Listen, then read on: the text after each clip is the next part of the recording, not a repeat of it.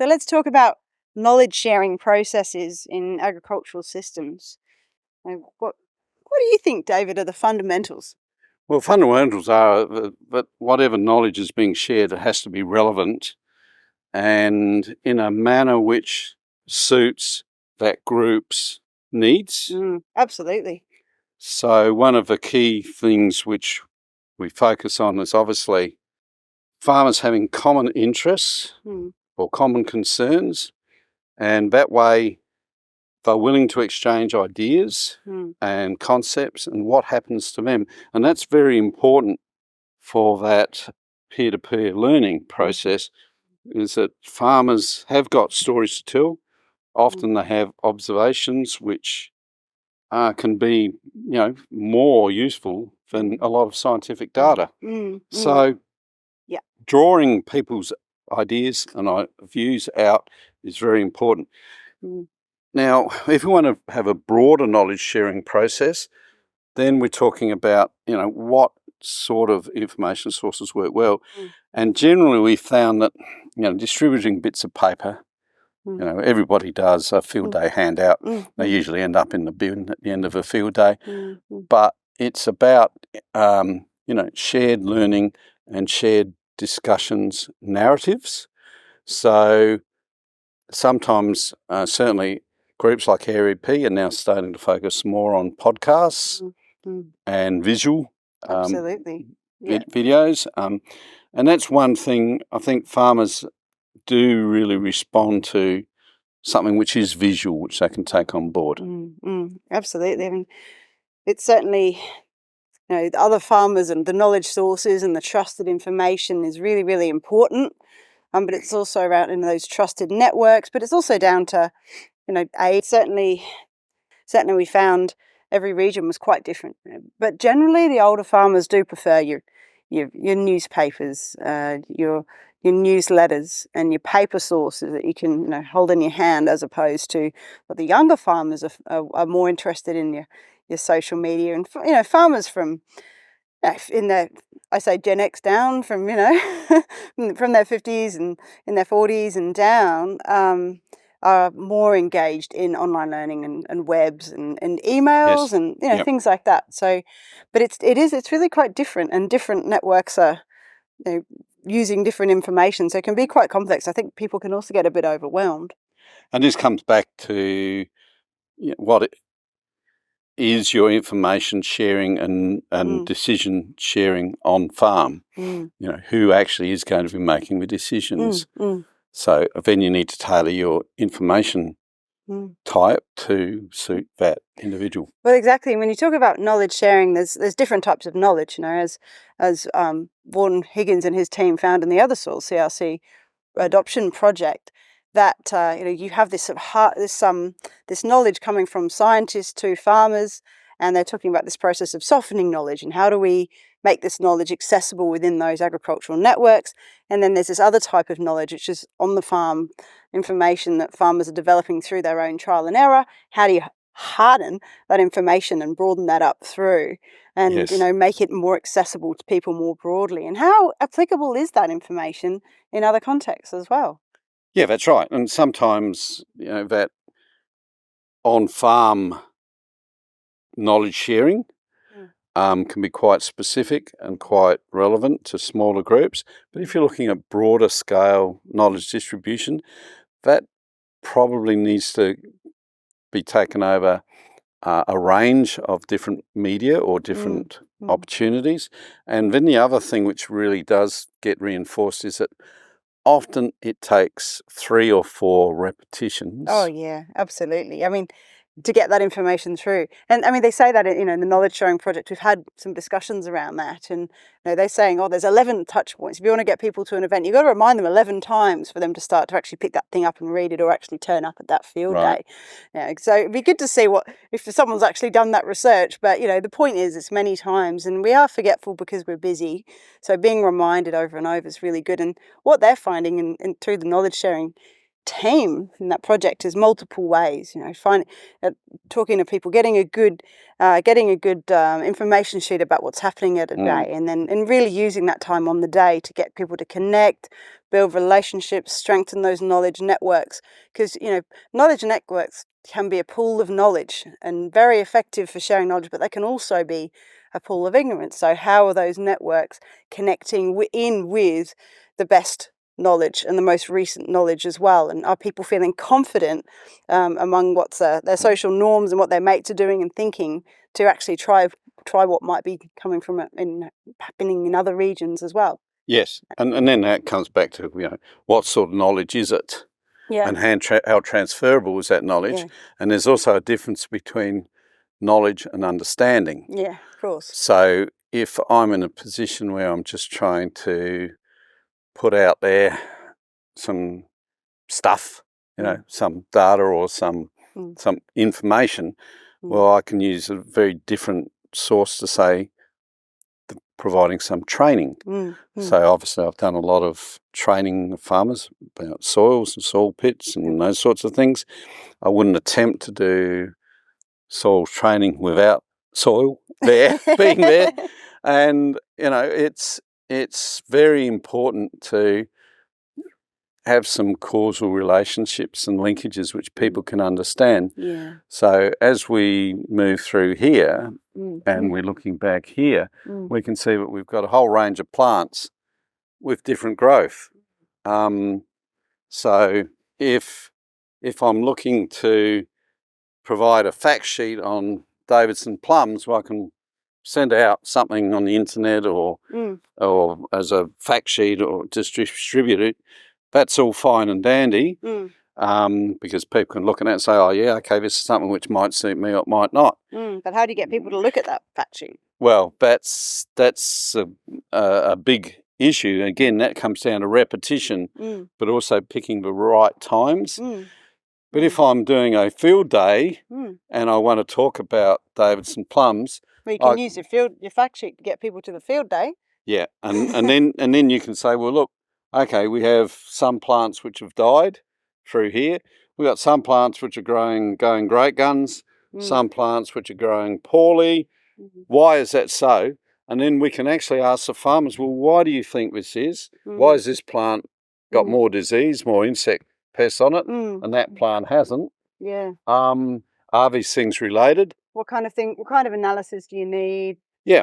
And what sort of research would help identify what's going on here? And this comes back to not just knowledge, but understanding the data.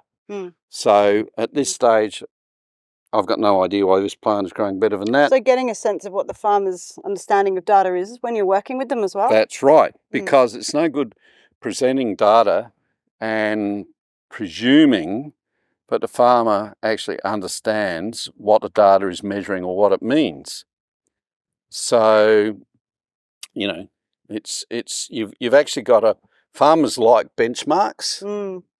So if you can say, well, this particular soil type, your phosphorus level needs to be such and such, then that's something they can understand and aim for, and they can look at a soil test and say, well, I'm either below or above that, easy peasy. Yeah. But nothing is usually that simple. Yeah. But they do like benchmarks. Yeah. But in terms of, just delivering and thinking, just going back to the basics of engagement and communication strategies, really thinking about, well, who is your farmer? Who are they? Yeah. What's their knowledge, understanding?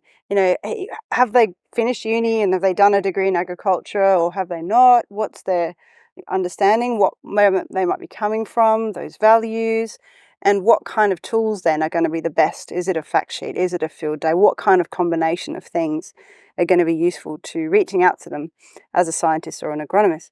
But also, if you're a scientist or an agronomist, you would have seen many scientists and agronomists present. How do you do that well, David? Well, I've seen it done well and I've seen it done badly, and probably been guilty of both myself. So it's again comes back to your point, is what are you actually trying to present and who are you presenting it to? Mm. And, some of these things become more difficult because over the last 20 or 30 years, farmers' information sources have changed. So now they're using a lot of private agronomists, and certainly from a state government, like the old Department of Agriculture's, they have basically reduced their extension capacity, sometimes to virtually zero. And it then means that we're relying on people with perhaps different skill sets or more narrower skill sets to help provide understanding. Which is why our agronomists need to understand about knowledge sharing processes as well, hopefully. Well, they do, but of course they also have their own business to attend to. Of course, a core business. Yep, and they basically have to deliver what they think is required by the farmer. And I guess that's going to be very important going forward. So with political and market pressures, for example, at the moment we're using excessive nitrogen in a lot of situations, a lot of nitrogen fertilisers. In some countries they're already prescribing or limiting how much nitrogen you can use because of the carbon footprint. How is that knowledge and information about how to use less nitrogen going to occur in the Australian situation? So, if the market also is requiring a more nutritious, a more highly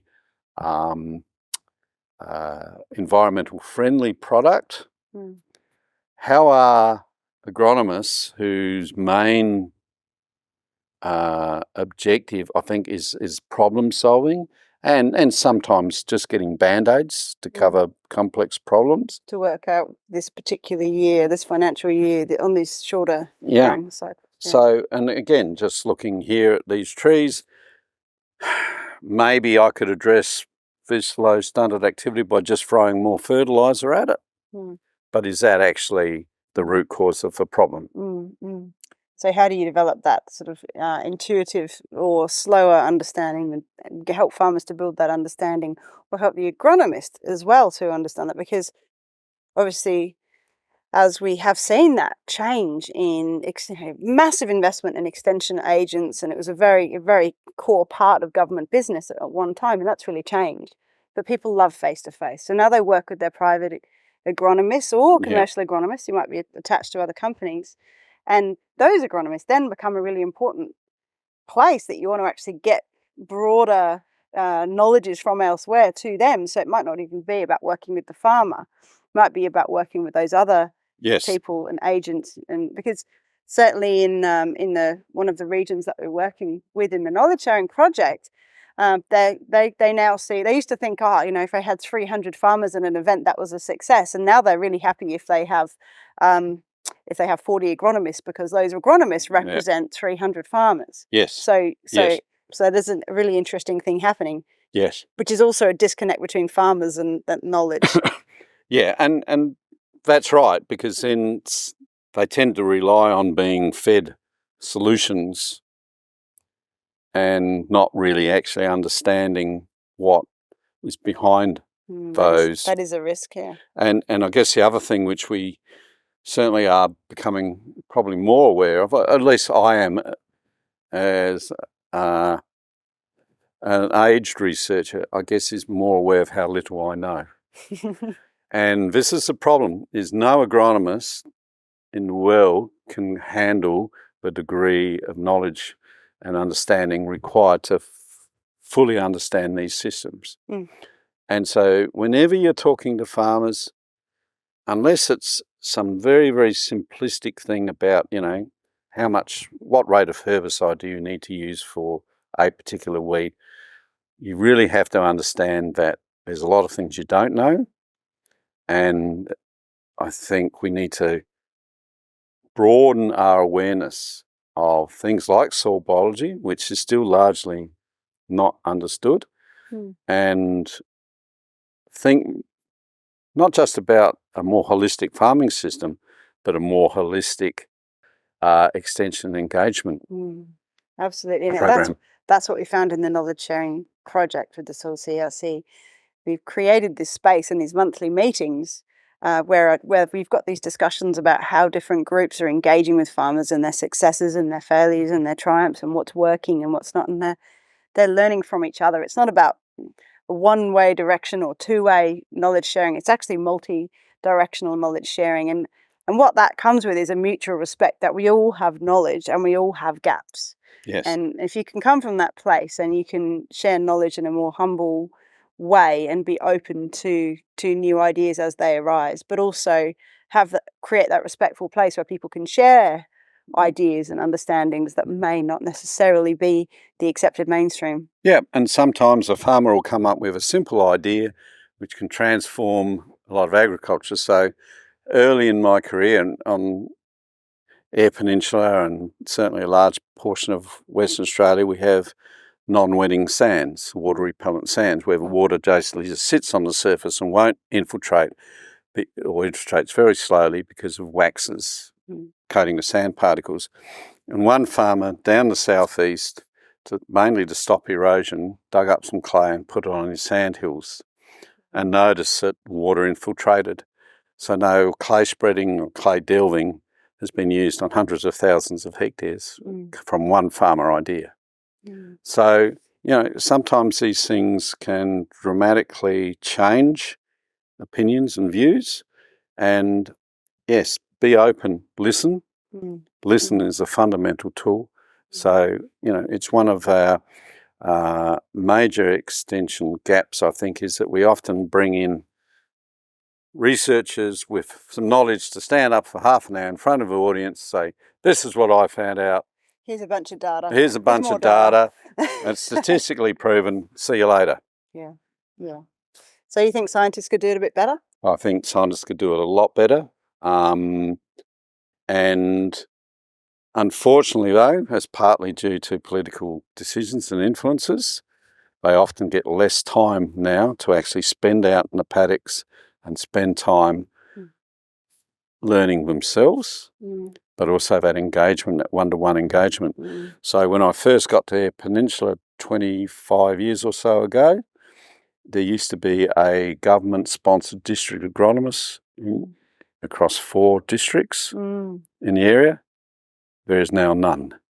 There used to be extension specialists in those regions. Trained in extension. Now there's none. Yeah, and we have seen there's a decline in extension and engagement units across agricultural degrees as well, in Australia as well. So that's another confounding factor, I think. So how can we change things for the better, David? What sort of policies do you think would enable improved knowledge sharing for agricultural systems that meet those goals of improved environmental productivity and social resilience and well-being? Okay, I think the potential and probable impacts of climate change are going to have to require a rethink. So first thing first is that most of our decision makers, at least at the political level, don't come from regional areas. They don't understand farming. They're not aware of the complexity nor of the potential issues that climate change is going to have, because we're not just talking about, potentially having to grow a more frost-tolerant wheat variety or something like that, even though that is obviously going to occur. We're going to need to think about, actually, do we need to change enterprise mixes? If, for example, we need to go back to a more grazing cropping regime, we're going to need more water. Where's that going to come from? We're going to need more livestock handling facilities. Where are they going to come from? So we're talking about a whole shift, I think, in what happens in our regional areas. And maybe some regions are already advancing along that. But the rapidity is going to occur probably much quicker than anybody's expecting. And even on Eyre Peninsula in the last 15 years, I've noticed and seen changes to climate patterns, which most guys are doing managing to handle within changes to their current system, but how much longer can they do that? Are we going to get to a stage where it's not just about tweaking your current things you do, but having to say, no, we got to go do things completely differently? Transformational change, yeah. And indeed, in the social benchmarking studies, half of farmers say that fundamental changes are required to make my region sustainable or resilient. So, yeah, farmers are recognising that, but it's just a matter of supporting them to be able to make the changes that are going to build their resilience and their well-being and maintain productivity and food production, fibre production into the future. Yes.